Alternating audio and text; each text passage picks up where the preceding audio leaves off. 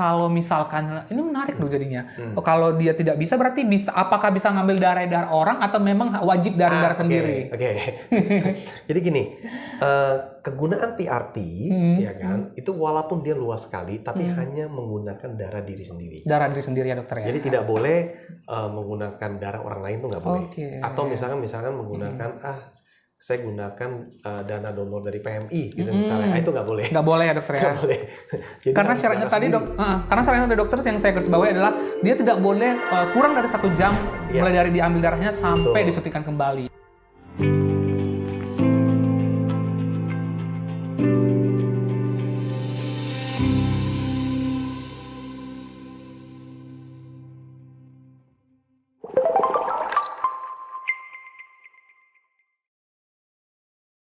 Halo sahabat Indrayana, welcome back to podcast Sahabat Indrayana. Salam sehat, salam Indrayana. Kali ini sangat menarik karena kita akan bahas tentang podcast PRP sebagai solusi untuk masalah otot, tulang, dan sendi. Saat ini sedang populer mengenai pengobatan dengan terapi PRP atau platelet-rich plasma yang dapat digunakan untuk menumbuhkan jaringan yang rusak dan merangsang terjadinya proses penyembuhan secara alamiah. Tentunya pada tulang, otot, dan sendi. Apa sih sebenarnya PRP ini? Kita akan bahas secara tuntas di podcast kali ini. Dan podcast kali ini kita kedatangan dokter yang luar biasa, dokter ortopedi dan traumatologi, Dr. Roger. Halo dokter, apa kabar dok? Selamat siang mas, baik. Selamat siang dokter. Nah, luar biasa dokter. Seperti di awal kita buka bahwa kali ini kita bahas tentang PRP. Nah, apa yang dimaksud PRP ini dan mungkin untuk sahabat Indrayana di rumah belum tahu dan mungkin jarang mendengar PRP ini. Akan kita langsung dengan narasumbernya. Dok, ngomong-ngomong tentang PRP, apa sih sebenarnya ini? Apakah ini berbentuk alat, berbentuk treatment? Boleh dijelaskan dok, apa definisi PRP? Gini mas, sebenarnya PRP itu singkatannya adalah platelet-rich plasma. Oke. Nah, ada orang yang menyebut dengan PRP, ada orang yang menyebut dengan ACT. Prinsipnya sebenarnya adalah dia bagian dari judul besar di dunia kedokteran yang kita sebut dengan regenerative medication. Atau rejuvenifikasi. Ya. Nah, kenapa regenerative medication? Itu karena kita itu semakin hari kita berpikir bahwa tubuh kita itu sebenarnya kita mempunyai kemampuan untuk self healing, menyembuhkan diri sendiri. Menyembuhkan diri sendiri. Jadi self healingnya inilah yang kita manfaatkan.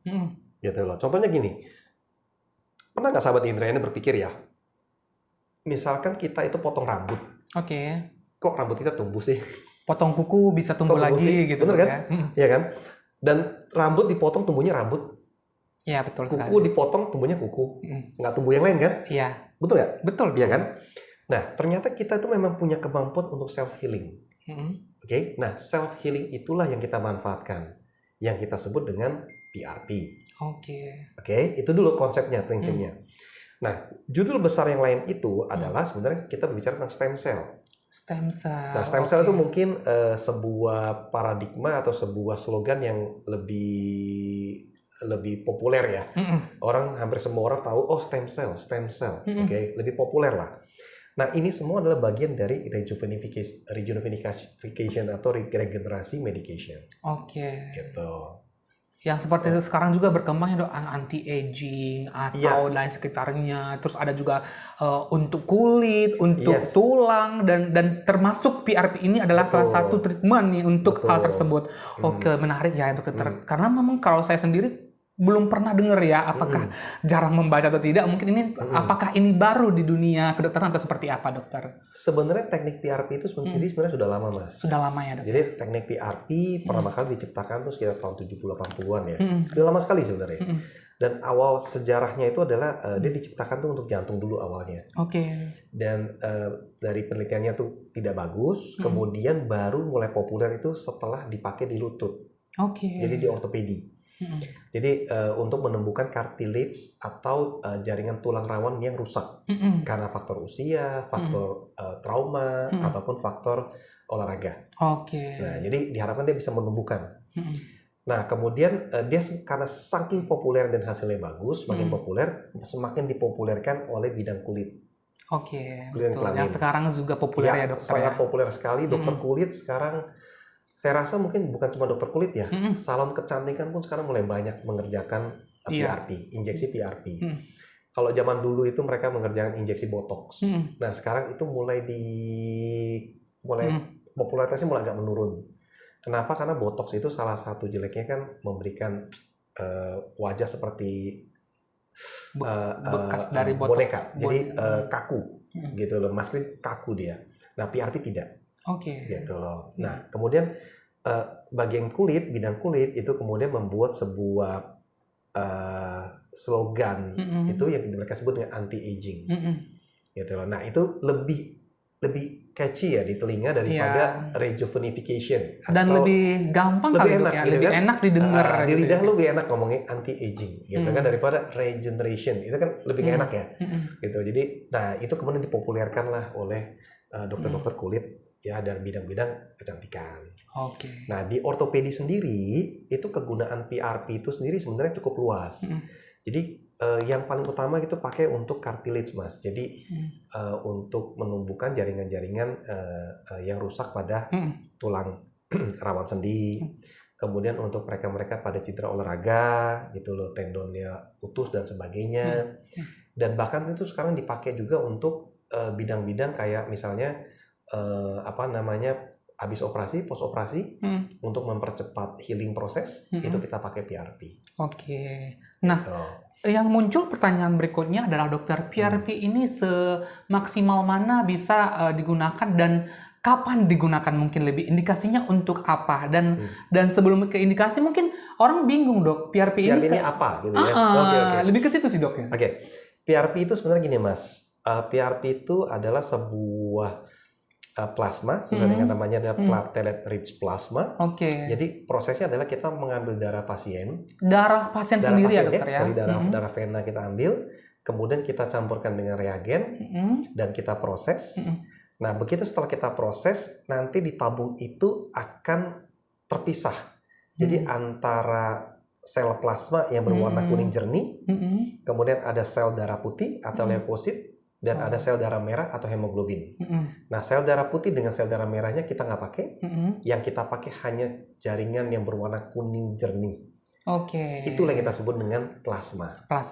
Nah, karena itu sudah kita proses, plasma itu mengandung packed cell. Jadi sel yang begitu padat, yang kaya akan growth factor, yang itulah kita manfaatkan untuk self healing tadi. Gitu. Secara prinsipal itu, Mas. Secara prinsipal seperti itu, dokter ya. Tapi pengambilan daripada si PRP ini harus fresh. Artinya dari proses pengambilan sampai disuntikan ke badan pasien itu idealnya adalah kurang dari 1 jam. Kurang dari 1 jam. Berarti prosesnya mulai dari pengambilan darah pasien itu sendiri sampai disuntikan kembali itu kurang dari 1 jam. Jadi nggak boleh misalkan pasien biasanya nggak sakit 2 kali, saya ambil dulu, disimpan, dipakai lagi minggu depan, itu nggak boleh.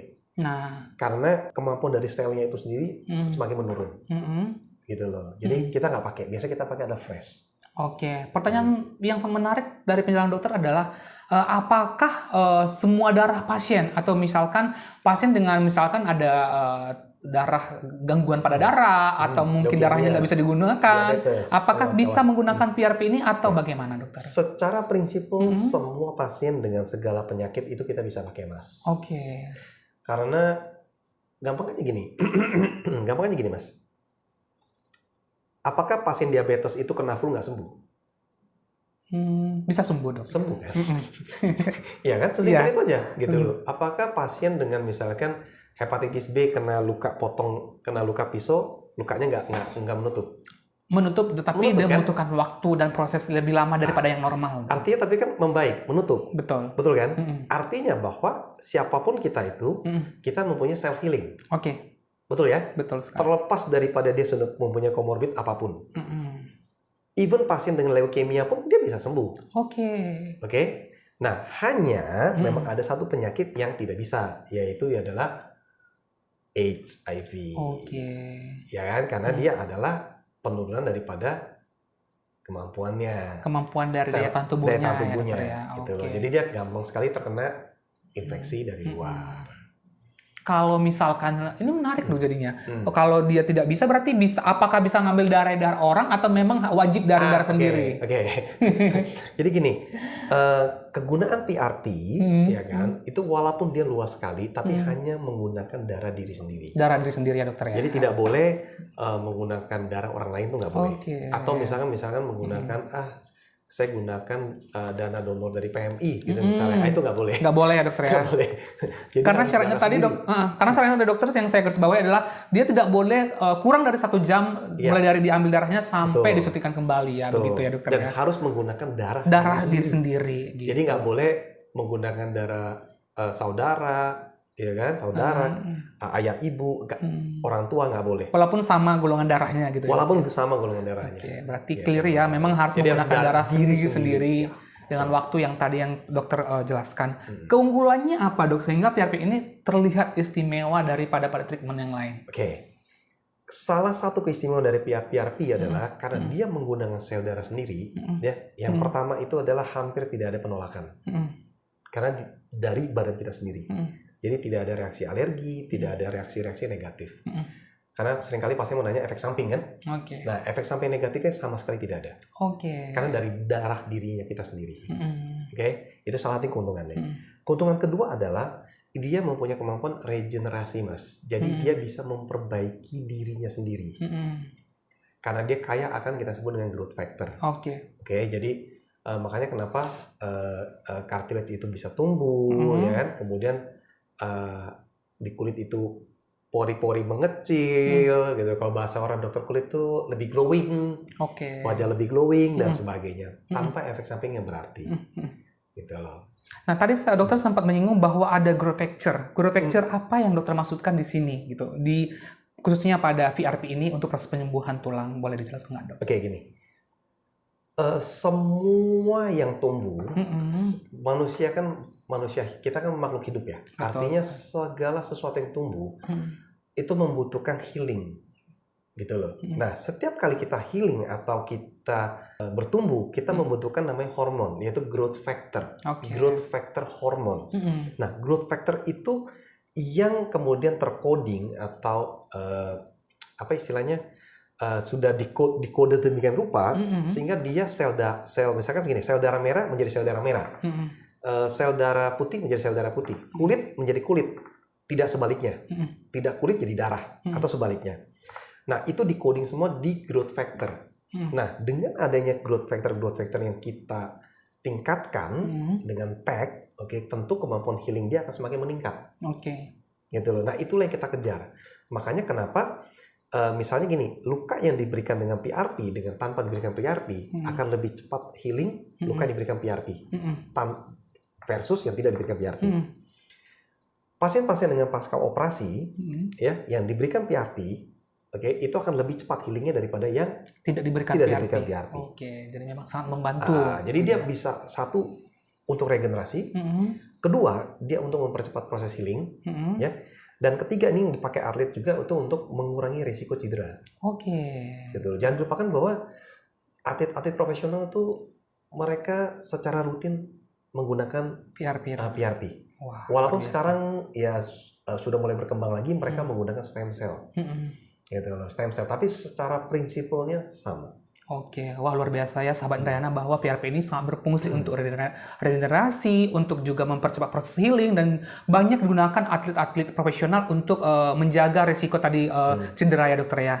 Wow luar biasa banget ya sahabat Indrayana di rumah. Kita telah membahas tuntas apa itu PRP, mungkin lebih kepada apa penjelasannya, definisinya, dan mungkin manfaat dari PRP ini. Jangan lupa berikutnya kita akan bahas PRP, penggunaannya dan proses penggunaan pada suatu penyakit. Jangan lupa ikuti podcast berikutnya.